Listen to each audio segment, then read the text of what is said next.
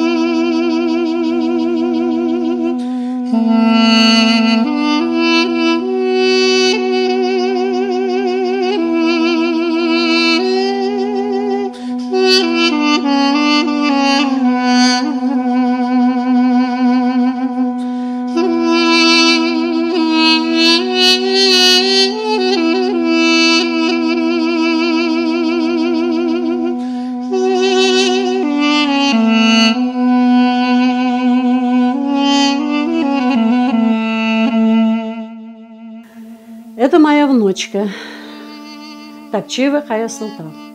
Назвали в честь бабушки. Наша гордость.